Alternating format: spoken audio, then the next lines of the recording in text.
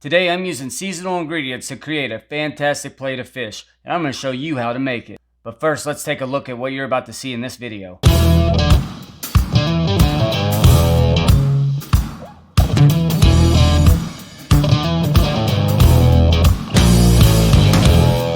On the menu today, I have pan-seared barramundi with a quinoa cake, orange braised fennel, garlicky green beans, apple celery fennel slaw, and a blood orange vinaigrette. It's a white flesh fish with a soft meaty texture, clean mild flavor, and a thin skin that gets nice and crispy. It's most similar to snapper or striped bass, but any white fish will work. So if you have a piece of trout that you want to use, this will be perfect for it. This fillet was purchased already cleaned, but I like to trim it up before portioning. If the belly is really thin, you can trim that up. This was already descaled, but it's good practice to check for any scales that might have been missed. Do this by running the back of the knife over the skin. Be sure to go against the direction of the scales by moving tail to head. As for portion size, I like to say around 6 ounces for a dinner portion. You can make it more or less depending on what else you're having with it and how hungry you are. This being about 1.5 pounds, I'll divide it into 4 pieces. Onto the vinaigrette.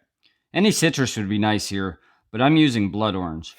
It's usually only available during the winter and adds a nice color to the dish. Zest and juice 2 oranges into a bowl. It should be about 3 to 4 ounces of juice. I like to set some segments aside for garnish. I'm going to speed through this so that I don't bore you. You can find more detailed instructions on how to clean and segment an orange in my duck video. Into the bowl, add a tablespoon of Dijon mustard, 2 tablespoons of honey, and 2 tablespoons of vinegar. I use red wine vinegar, but any will do. Begin to slowly whisk in 6 ounces of extra virgin olive oil. Stir in a teaspoon of fresh thyme, then salt and pepper to taste. Pour that into your container of choice and set aside.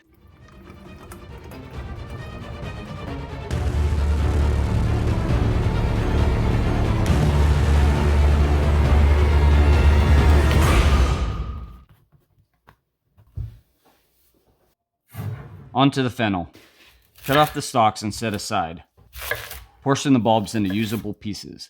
Put something like this. The size of your fennel will determine how many. This guy was pretty big. Now notice that I'm trimming any brown off the end and only removing some of the core so that they don't fall apart. Set aside a few of the outer parts for your slaw.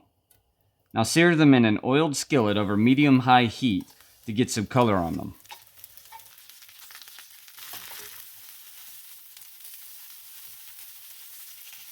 Once you have a nice caramelization on both sides, deglaze with a 1/4 cup of white wine. It's good practice to always remove from heat while adding alcohol, unless you don't care much for eyebrows or arm hair. Next, add 1 cup of chicken stock and the juice and zest of 1 orange. Bring it to a simmer, put a lid on it, and let cook for 20 to 30 minutes. It's done when it pierces easily with a paring knife, and you can finish it with some fresh herbs. The slaw is a really easy garnish that adds a crisp texture to the dish. Slice a Granny Smith apple into matchstick pieces. Then do the same with celery, but I like to peel it first to remove any of the more stringy fibers from the outside. Cut it into planks and cut as before. The proportion of ingredients of your slaw is ultimately up to you, but I do roughly 2 parts apple to 1 part each of celery and fennel. I'm only using the outer layers of the bulb that I didn't braise, but they're also fibrous and benefit from a visit to the peeler. And once those are all cut, place them into a bowl with a splash of lemon juice, fresh parsley, fennel fronds, and a drizzle of extra virgin olive oil.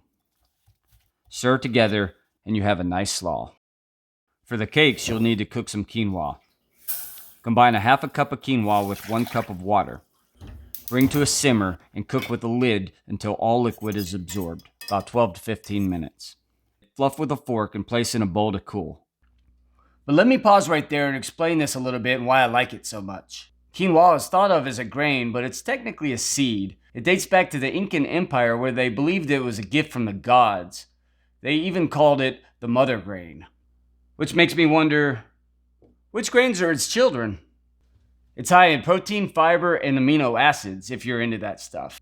This recipe is a favorite of mine because it's more than just starch on a plate. You have a nice uniform shape, it's crispy on the outside, soft in the middle. It just adds a little bit more to the dish.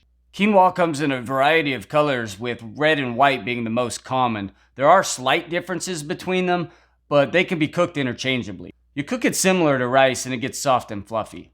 But getting back to it, take 1 egg, whisk it up, and add it to the quinoa along with 2 ounces of cream cheese, a 1/4 cup of panko breadcrumbs, and a 1/4 teaspoon of kosher salt. It helps if your cheese is softened, but it'll still work if it isn't.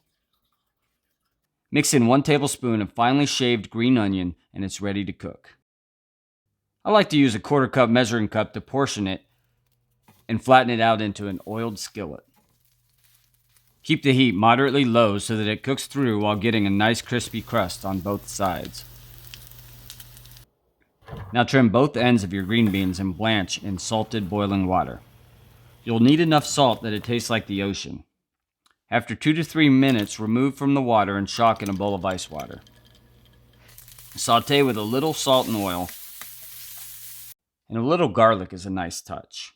Here's how I mince mine, but you can do however you like. Add that to your green beans right at the end. Make a saucy glaze by adding a few spoons of your fennel braising liquid and reduce. Then vigorously stir in a piece of butter and set aside. Now season your fish with salt and pepper on both sides. Making sure that your skin is really dry will ensure that it gets nice and crisp. Now I can't say this enough. Always sear your fish beginning with the side that you want to serve to your guest. That side will therefore lay flat, resulting in the best possible sear. Now keep the heat somewhat low so that the fish has time to cook while you're achieving that perfect skin without burning it. And that's what you're looking for. Now to plate. Place your quinoa cake towards the back, fennel next to it, green beans on top, fish leaned up nice for height, skin side up, blood orange segments for garnish, a little slaw on top, and a drizzle of vinaigrette. There you have it, an elegant winter fish plate. And if you enjoyed this, please hit subscribe and let me know in the comments what you'd like to see in a future video. And I'm going to leave with this piece of advice. Forget what your mama told you. Always play with your food. Till next week, good night.